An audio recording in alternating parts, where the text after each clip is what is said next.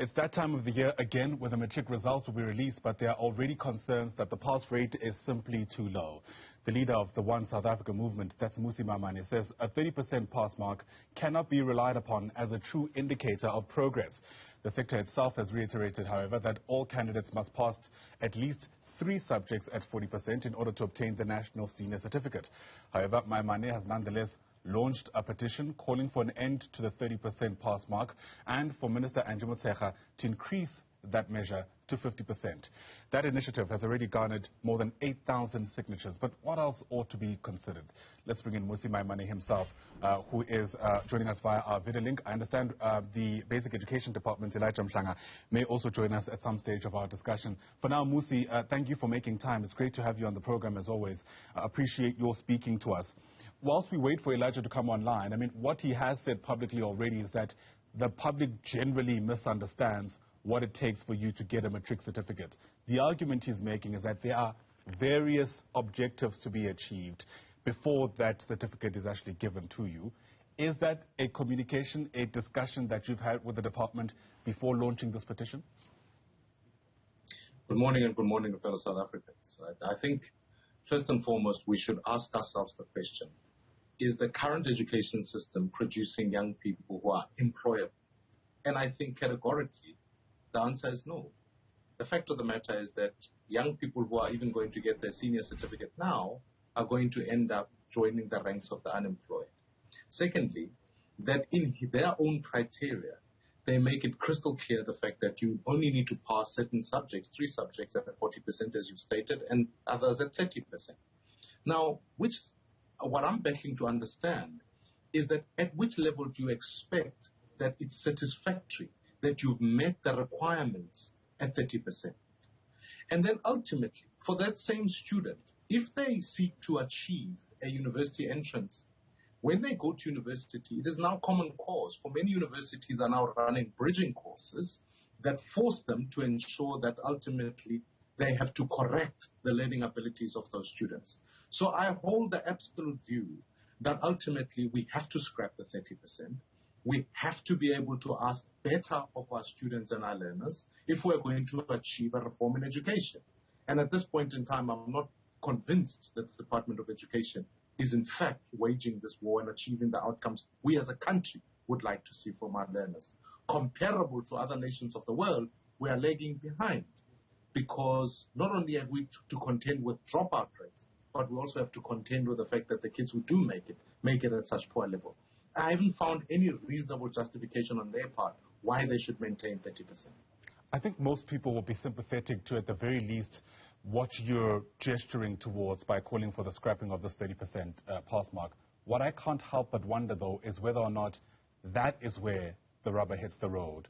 Should we not be asking ourselves the question, why so many learners, as a start, are not even reaching the 50% threshold to begin with?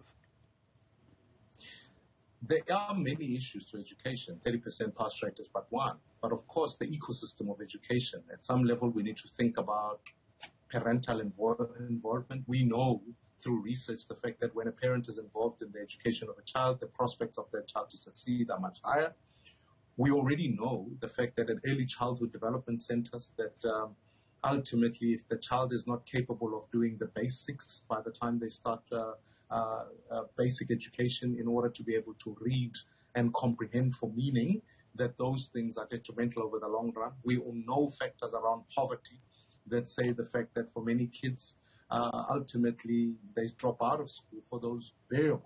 So whilst there's an ecosystem of education that we've got to deal with, what we cannot deny is the fact that once a child enters into a school, regardless of what the economic or the background factors are, given the resource we plow towards education and the fact that it is one of the, in terms of budget votes, one of the higher ones, and given the fact that we have already appointed teacher assistants, we can ask better of our young people. These are not conditions that are unique in Kenya, they are not unique in other countries, and yet those countries are forging ahead with improving their education system. Why is South Africa expecting less of our children, regardless of all of the various I've stated? So to me, I think, yes, there must be an overhaul of the system. We must think harder about what kind of young person we want to produce at the end of it, what kind of economic opportunities we seek to create, and whether we're getting the appropriate response for investment in education. And I think if we do not ask those hard questions, we are always going to be perpetuating a historical injustice upon which the circumstances of your birth still determine the kind of education you will get. I don't want to put words in your mouth, so perhaps let me ask this clearly. You're not suggesting that the indictment here is on the pupils themselves, are you? Not at all. Right. I think the system is failing. I think the system is failing our learners. We are not, ultimately, I think competence, talent is something given to people in our country. That's what our country is about. We just simply have an education system that's not asking better of them. That's not, in fact, putting measures in place for young people to pass at a higher level, for teachers to be required to do better. That ultimately a teacher who achieves over 50% must be compensated higher and better. That we must focus on the maths and science, particularly sector, so that we can improve the output that comes through there. We're setting our kids up for failure, and the Department of Education is supposed to be held accountable for that. Yeah. For those who are perhaps still skeptical, why is changing the pass mark the first step to getting the outcomes that you think this country should be working towards? Why are we not perhaps writing a petition to increase the capacity of teachers, to better train teachers, for instance, to give more resources to underdeveloping schools? Help us place from a level of strategy why this is where the conversation should begin. It should begin there because at the end of the day, there's an age-old axiom that says you get what you measure, right? It's a business. When you run a business, what you measure is what you get. And in this instance, we're measuring the outputs. Every year, we don't get a report from the Minister of Education saying so many teachers have been capacitated, so many have been trained. She simply stands up and says the pass rate for this year is X, because that's what's been measured. But if you are measuring that on the back of the pass rate as they've set it, of course the pass rate is going to be higher, but it masks every other issue in education. So yes, this is simply a doorway to open up to say, if we were to improve this pass mark, then what are we expecting of our teachers? What do parents buy into? What type of infrastructure do we need to build? What type of economic outcomes do we need to create so that those children can find work? And at which point should a learner be to be assessed all the way through their schooling career? And then critically, in particular subjects, as I've stated, maths and science, what is the participation rate and what is the throughput rate and the outcomes of those? Once we then are able to say, at the end of the outcome, we want young people. Imagine if we set ourselves a target as a country to say, what we actually want is 70% of our learners passing at over 50% of the pass rate. Then, if we put the question in that way, then you begin to say, let me get the best teachers. Let me, when I put teacher support, not just randomly put it in subjects such as life orientation as an example, but rather we can put them in maths and science. We can put them in STEM subjects, etc., etc. But if we do not know what we are measuring, or what we are measuring is low, it sets the culture and the tone for the entire education system. As mentioned before, we had been expecting Elijah Mhlanga to join us for this discussion. I'm told he's ready for us now. Elijah Mhlanga, of course, is a spokesperson for the Basic Education Department. Elijah, thanks for making time. It's great to have you on the program as well, because this is a matter of public interest. You had spent a lot of effort trying to clarify to the public generally what it takes to get an NSC. Part of what you have clarified is that there are various things to be achieved outside of just the concept of a pass mark. Point that out for us and help us understand where you feel we're missing what is actually at the heart of the issue here. Well, there's a lot that's at the heart of the issue. There's false and misleading reports and commentary by some people who claim to be understanding what is required when in fact they don't. And you are correct. We've been working hard trying to explain this, and we'll continue to do so because it's a duty, it's an ongoing exercise that we need to work on as a sector. What is misunderstood here is, one, that there's a lowering of standard. There is no such. Two, that there is a common, or there's a common number, yes, which is a pass mark for all the subjects across the system, which is not the case. We have said that there is a bachelor pass admission, and there's a diploma as well as a higher certificate. And for those three categories, there are different pass requirements. So the message is that if you get 30% for all subjects, you fail. So we cannot say that 30% is a pass mark. It can't. In every education system, there has to be a minimum pass for subjects, which is conditional, that you would have passed certain subjects at a certain level, depending on what it is that you need to do. So it can't be that some learners are held back because they can't achieve at a particular level, even when they're not going to require that particular subject.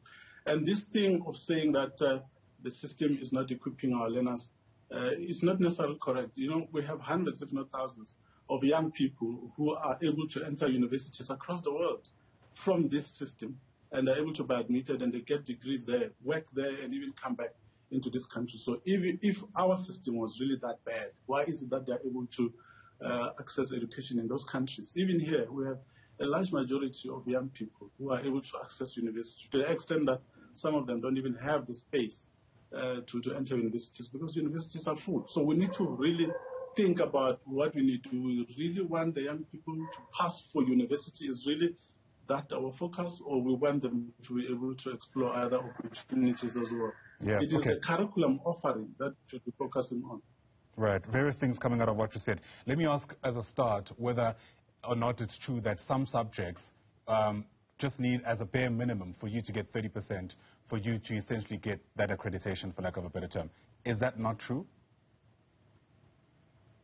No, it is true, but here is the thing. If you want to be a medical doctor, for example, and you have, for example, history in your mix of subjects, you don't need it for medical school, but if you're able to achieve it about 50% as required, and you happen to have history, which you don't need, you should be able to be allowed to progress. So that's what we mean. So young people, by the way, they don't aim for the lowest. They aim for the highest. Remember, 100% is still available there on offer.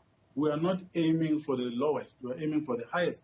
And the statistics are there. They indicate that our young people in their tens of thousands actually achieve at a much higher level.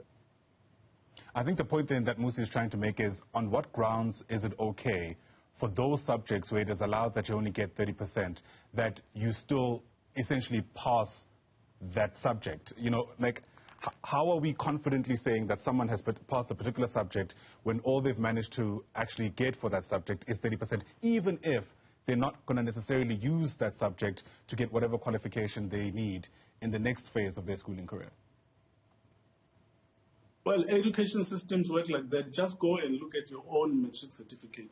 Just ask him to go look at his own matric certificate. It was there. It's part of the system. Everywhere you'll find that there are different levels of achievement that are required. We are not required to achieve one number for everything. There are different categories. That's how education systems work. That's why I'm saying it is important that we understand how education systems work. The past requirements as we have them now are educationally sound. They are aimed at ensuring that a young person is able to leave school with a certificate that makes sense to them and that will make sense to wherever it is that they're going to go. I have that in my certificate. Everyone else, in fact, most of us, if you have studied in this country, you will find that in your subject, they were telling you that you need 4 subjects at about 50% and the others at 40 and 30 for you to be able to enter university, and that would be your bachelor. It's always been like that, not just in South Africa and elsewhere in the world as well. We work with universities, by the way. All these policies that we develop are developed together with academics from our own institutions here. We don't work in silos. We work because we understand we are part of a system that needs to be informed by input that is educated, calculated, researched, and found to be valid and compared with other systems from around the world. All right, I'm running against the clock, so Mmusi, Maimane, Elijah Mhlanga, with your indulgence, we'll continue this discussion in just a moment, unpacking whether or not the call for there to be a change to the 30% pass mark is the right one, and if it speaks, I guess, critically to the issues we're facing in the education sector. This is Newsfeed AM. We'll be right back. Stay with us. So the One South Africa movement is calling for the revising of the pass mark in this country from 30% to about 50%. But the Basic Education Department's Elijah Mhlanga says we need to be more critical because the criteria as it stands is educationally sound. To help us understand how this actually works, we have Elijah Mhlanga and Mmusi Maimane both with us. And several things were said by Elijah before we went on to that quick breather. Mmusi, I can see you're bursting to respond. Here's your opportunity. First of all, I think, to be fair, Elijah would know himself that when you look at the bachelor's qualifications as to how many people get into university, you have to draw a correlation between that and the more high fee-paying schools, which means ultimately when young people are poor in this country, you've got to do a comparison about those subjects. He knows very clearly the fact that the dropout rate of learners, which is a fact that still remains, is still higher.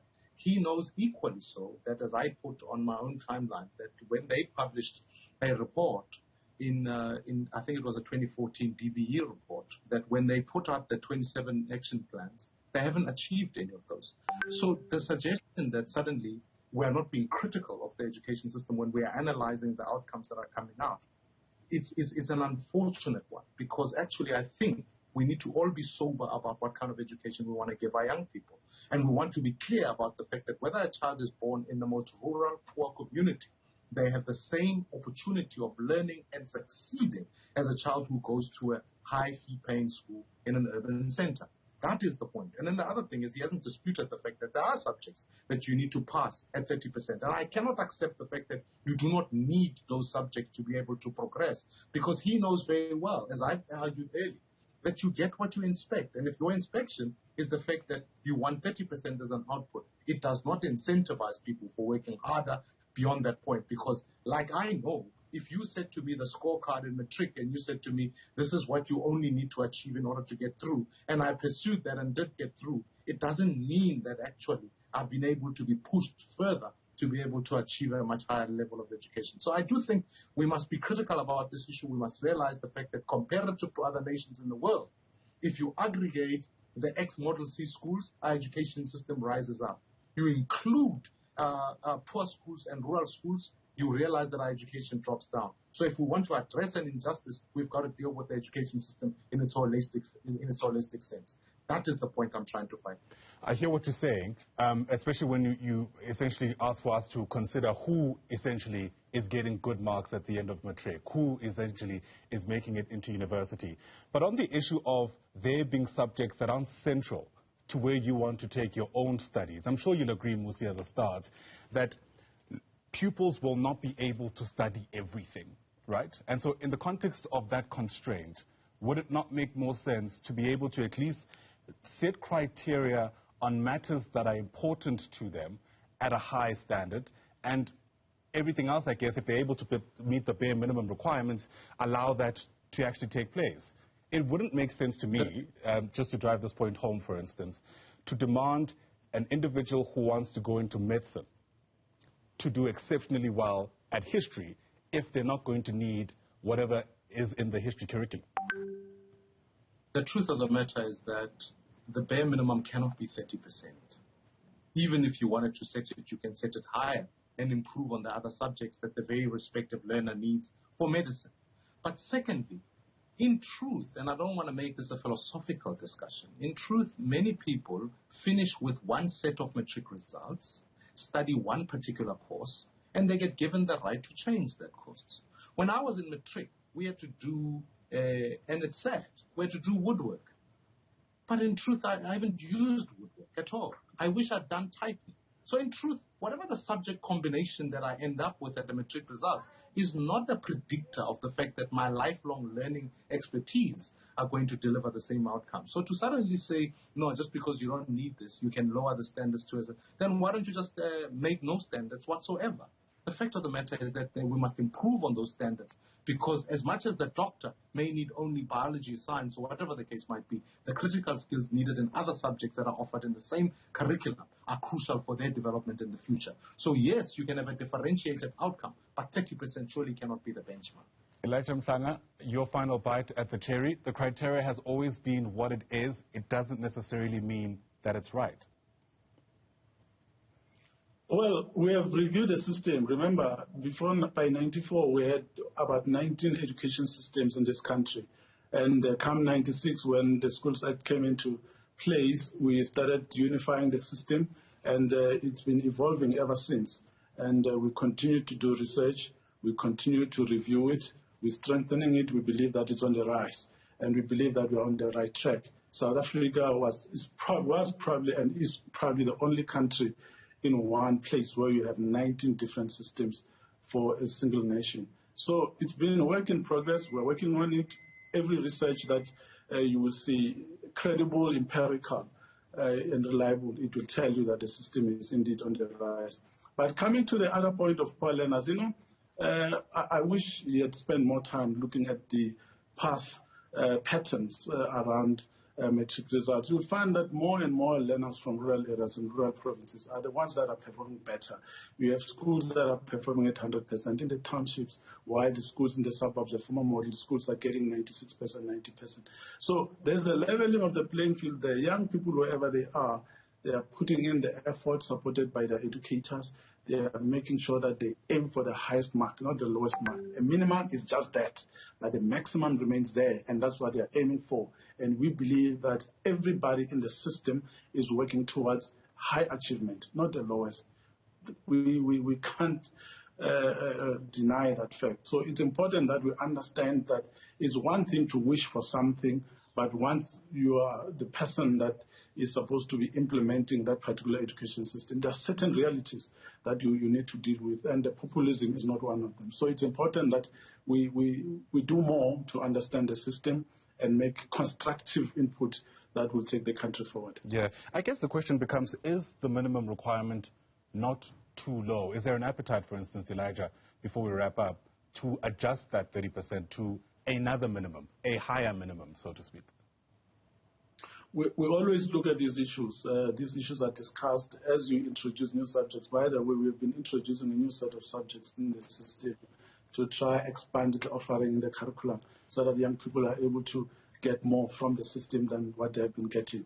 Some of the things were there before and others have been improved. The world is changing, so we are bringing that in. As you bring these subjects, you need to say what will be the assessment criteria for that and what will be the pass requirement for those subjects. We continue to review these things, but for now, what we have is what we believe is good for the country. Of course, we'll continue to work with other countries around the world, and we've been continuing to engage them even on the continent, and we continue to work with the academics in this very country who have produced research studies that show that we are on the right track for now. When there's a need for any change, it will happen, but not through a Twitter petition. All right. Well, the perspective and the approach has many differences, but I think most people will agree that the one place where we all do see things the same way is for an improved education system in this country. That's the time we have for this leg of the discussion. Thank you for both your indulgences. Mmusi Maimane is the leader of the One South Africa movement. Elijah Mhlanga speaks for the Basic Education Department. Once again, to both of you, thanks very much indeed.